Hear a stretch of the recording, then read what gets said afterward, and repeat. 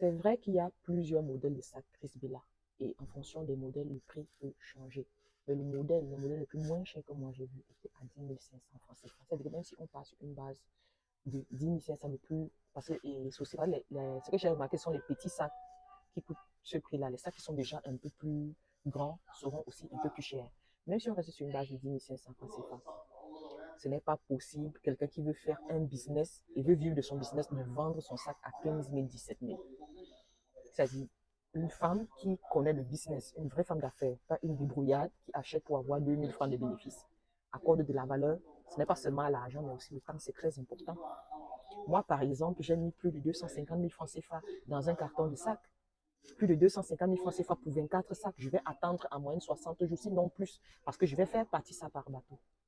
Et puis, vous pensez que quand le sac va arriver, considérant que je vais payer le transport, les frais de douane, la valeur de mon sac sera déjà peut-être à 12 000, 13 000 par là. Vous pensez que ce sac-là, moi, je vais le vendre à 15 000?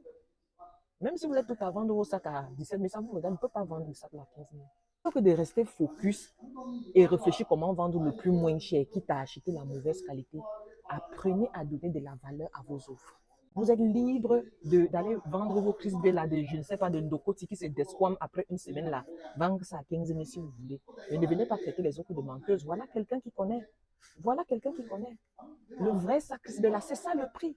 Mais quand tellement les plaisantines là se sont versées sur moi, j'ai cru que peut-être c'est moi qui perdais la boule.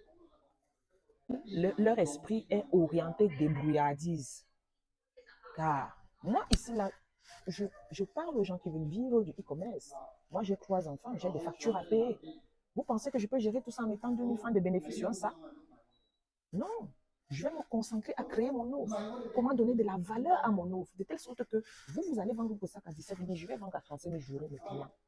Oui, c'est ce qu'on appelle savoir faire du e-commerce. Ce n'est pas tout le monde qui va venir parce qu'il recherche le moins cher.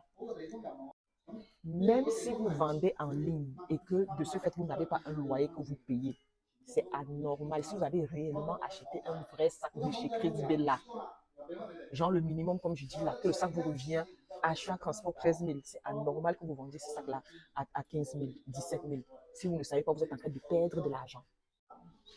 Les 2 000 de bénéfices que vous avez appliqués là, ce n'est pas un bénéfice. Vous êtes en train de perdre de l'argent parce que le temps seulement que vous allez dépenser pour créer du contenu, pour vendre, vous pensez que ce temps-là, votre temps-là vaut 2 000?